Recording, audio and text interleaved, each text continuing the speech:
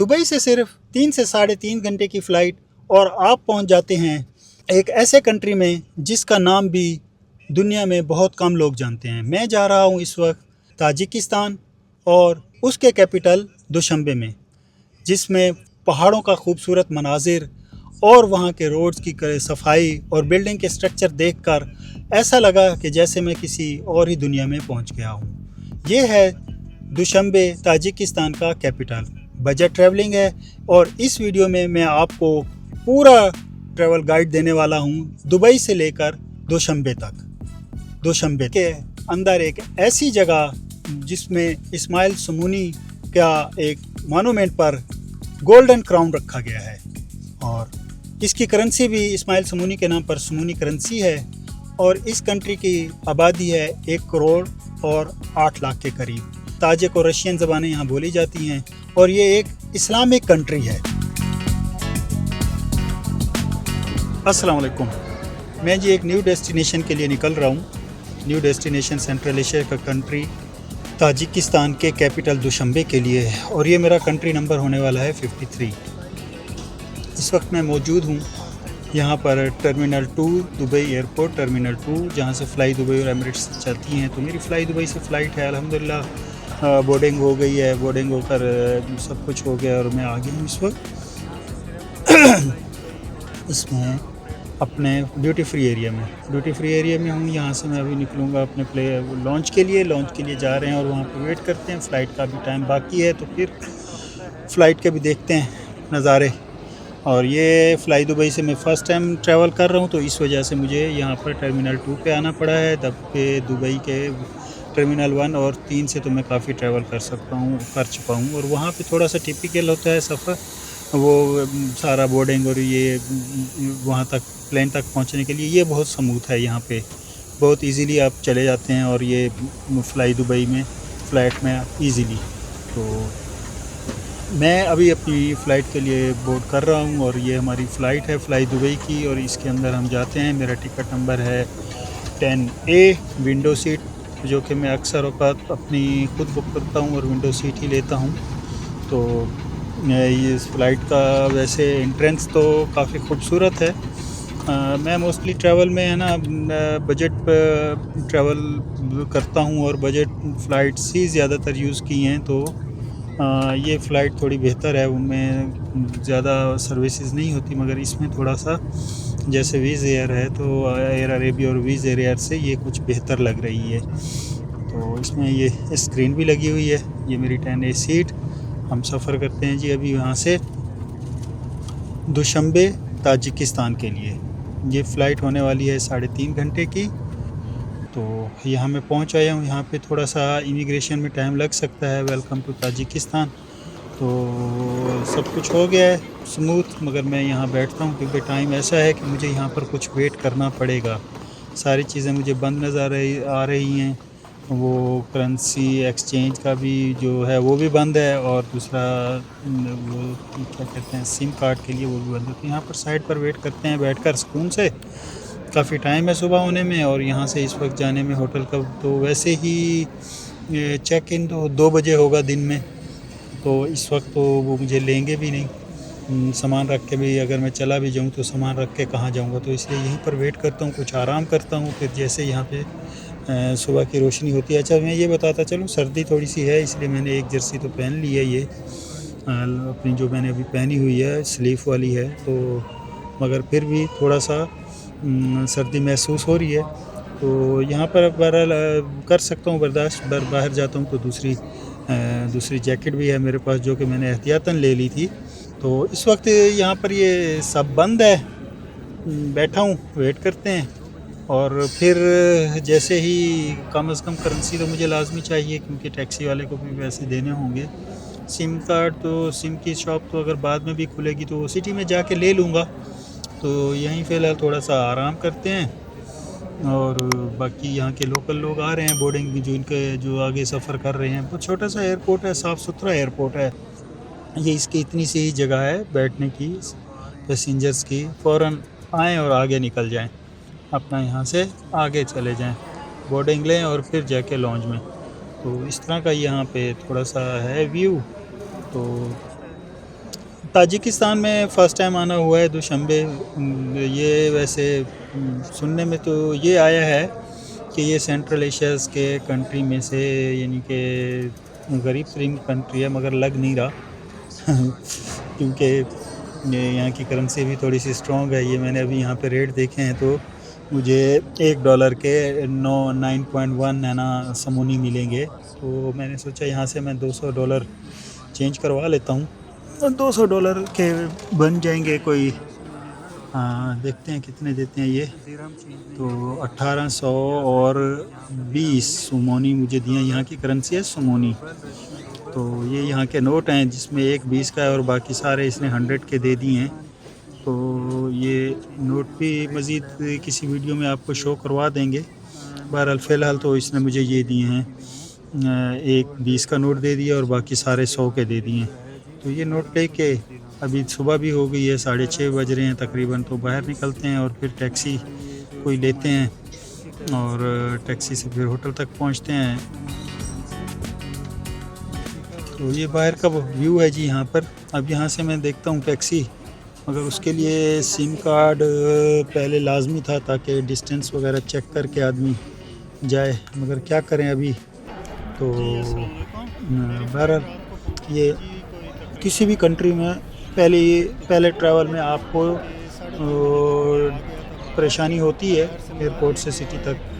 अगर आप उस कंट्री में पहली दफ़ा हैं और कोई ज़्यादा आपने वहाँ से पहले से उसकी रिसर्च करके नहीं है कि कौन सी सर्विस आपको मिल रही हैं यहाँ से और कितने बजे से शुरू होती हैं और कहाँ कितने सफ़र का कितने चार्ज होते हैं, अगर आपने ये स्टडी नहीं किया हो तो फिर आप सहन बना लें कि आपको ऐसे आपका फ़र्स्ट डे थोड़ा सा महंगा हो सकता है। तो अब सिम कार्ड की शॉप तो यहाँ पर बंद थी एयरपोर्ट में। ये सामने एयरपोर्ट है, पीछे छोटा सा है, खूबसूरत है, क्लीन क्लीन है। ये देखें यहाँ पे बहुत ये शॉप्स भी बनी हुई हैं सेपरेट, बड़ी खूबसूरत सी। यहीं से मैंने थोड़ा सा वो कहवा भी लिया है, कहवा लेके एक डब्बा रोटी लेके थोड़ा सा ब्रेकफास्ट कर लिया है। मज़ीद फिर होटल पर जाकर सामान वगैरह रख के बाहर कहीं पर देख लेंगे, क्योंकि 2 बजे चेक इन है तो इसलिए काफ़ी टाइम है अभी मेरे पास। अभी 6:30 बज रहे हैं। तो यहाँ से टैक्सी लूँगा तो ज़्यादा से ज़्यादा मैं 20 मिनट में 25 मिनट में वहाँ पे पहुँच जाऊँगा, क्योंकि सफ़र इतना ज़्यादा नहीं है, तकरीबन 10, 11, 12 किलोमीटर बता रहा है यहाँ से। तो टैक्सी वाले कई आए हैं जो कि मुझे ये चूना लगाने के चक्कर में हैं, मगर मैं सोच रहा हूँ कि कम से कम चूना लगे।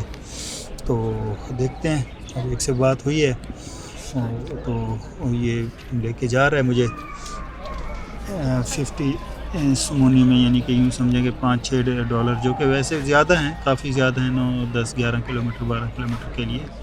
तो बहरहाल क्या करें, ये सफ़र का हिस्सा है। तो पहले दिन तो ये चीज़ें होती हैं इस तरह से किसी भी नए कंट्री के अंदर। तो इस टैक्सी में बैठते ही और बाद जब मैंने देखा है साइडों पे, रोड को देख रहा हूँ और साइडों पे देख रहा हूँ, तो भाई साहब मुझे ये जिस तरह सुनना है कि सेंट्रल एशिया का ये गरीब तरीन मुल्क है, तो ऐसा नज़र आ रहा है, नहीं आ रहा। वेल मैनेज सिटी है, साफ़ सुथरा है, सब देखें काफ़ी ही खूबसूरत बिल्डिंग्स हैं और रोड्स हैं और सब सवारियाँ, यानी काफ़ी ये गरीब कंट्री नहीं नज़र आ रहा, हमें तो नहीं नज़र आ रहा, ख़ास तौर पे पाकिस्तानियों को। क्यों कि हम 1947 में भी आज़ाद हो के अब तक जहाँ पर हैं वो हमें पता है, और ये लोग 1991-92 में आज़ाद हुए हैं और ये जहाँ पहुँच चुके हैं वो हम देखने के लिए आते हैं। तो बात यह है कि गरीब तो नहीं है। तो ये जी नए सफ़र हम अभी टैक्सी से चलते हैं होटल पे रखते हैं अपना सामान तो अक्सर जगह पे ही होटल पे रखने की इजाज़त होती है, वो नहीं होता। जब चेक इन का टाइम होगा तो फिर आ जाएंगे, सामान रख के चलेंगे नीचे, वहाँ से कहीं ब्रेकफास्ट करेंगे और फिर जैसे ही कोई शॉप खुलती है तो वहाँ से सिम कार्ड लेंगे। सिम कार्ड लेकर फिर हो जाएंगे, हमारे हाथ पाँव खुल जाएंगे, हमारा दिमाग भी खुल जाएगा, हाथ पाँव भी खुल जाएंगे। क्यों कि फिर हम गूगल मैप को ले लेंगे और फिर जहाँ मर्ज़ी जाना चाहें डिस्टेंस देख के जा सकते हैं और फिर वापस आएंगे अपने होटल की तरफ चेक इन के लिए 2 बजे के करीब। तो सफ़र बहुत अच्छा हो रहा है, टैक्सी वाला भी बंदा अच्छा है। तो मैंने बुकिंग की हुई थी जी आराम होटल, और आराम होटल पे टैक्सी वाला आके रोका है, तो ये होटल का नाम है फिरदौसी। फिर पता चला कि इसी के अंदर ऊपर एक और होटल है, क्योंकि ये बिल्डिंग है कोई 21 फ्लोर की बिल्डिंग है। उसके 13 फ्लोर तक, 13 से नीचे तक तो फिरदौसी है, और 13 से ऊपर बुलंद होटल, जिसका दूसरा नाम आराम होटल है।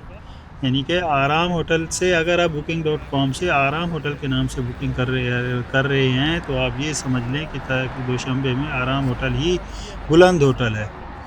तो एक ही होटल के अंदर, एक ही बिल्डिंग के अंदर 2 होटल हैं और 3 नाम यूज़ हो रहे हैं। तो ये थोड़ा सा है ना, वो हो गया था, थोड़ा सा डिस्टर्बेंस हुई थी कि भाई ये क्या हो रहा है। मगर जब मैं ऊपर गया हूँ तो उन्होंने मेरा सामान रखा और बताया कि ऐसा कुछ भी नहीं है, आराम होटल ही बुलंद होटल है। और तो होटल की रौनक देख के फिर मुझे अंदाज़ा हुआ कि होटल तो अच्छा है।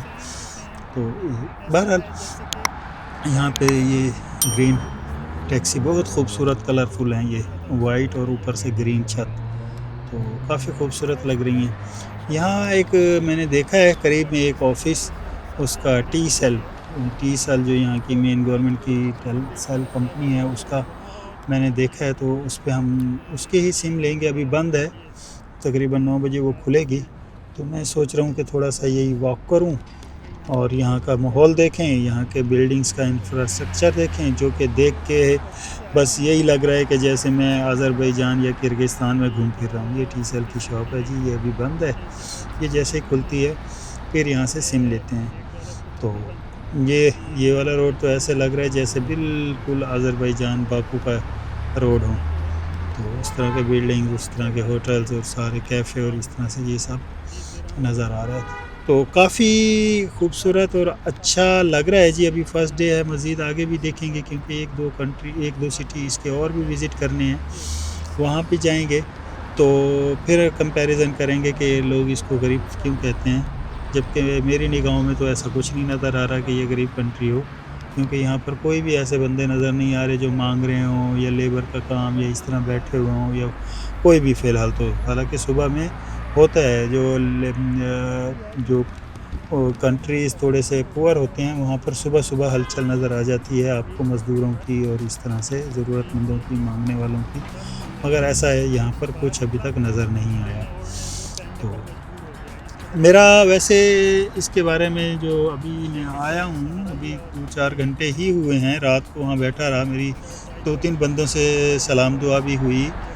तो अच्छे लोग हैं, इखलाक से बात करते हैं, यानी कि काफ़ी अच्छे अंदाज़ में आपसे बात करते हैं। वैसे ये है कि इंग्लिश समझते नहीं हैं, इंग्लिश अरबी नहीं समझते। ये ताजिक अपनी ताजिक ज़बान बोलते हैं, या फिर यहाँ पर ज़बान बोली जाती है तो वही रशियन। सोवियत यूनियन के दौर से ही रशियन इन्फ्लुएंस है अभी भी इन पर, और ये ज़बान भी वही ही बोलते हैं। तो इस तरह का थोड़ा सा है, टिपिकल हो जाता है, क्योंकि इनको समझाने में, बताने में और समझने में मुश्किल हो जाती है। तो चूँकि ये कोई और ज़बान दूसरी जो हम बोल सकते हैं, उर्दू, पंजाबी, सराइकी या फिर इंग्लिश, वो इनकी समझ से बाहर होती है। तो इस वजह से थोड़ा सा टिपिकल हो जाता है। टी सेट के ऑफिस से जो सिम लेता हूँ मैं, आ गया हूँ मैं यहाँ पे, और ये सिम बता रहे हैं काफ़ी महंगी, मगर क्या करें कि ये लेनी पड़ेगी। तो फ़िलहाल मैंने इनसे, चूँकि मेरा ट्रैवल ही विद इन वीक का है, तो मैंने 1 वीक का प्लान लिया है इनसे टी सेल की सिम बमाए वो 30 GB पर वीक, और ये मिली है वहाँ 130 समूनी। तो नेक्स्ट वीडियो के लिए चलते हैं। अल्लाह हाफ़िज़।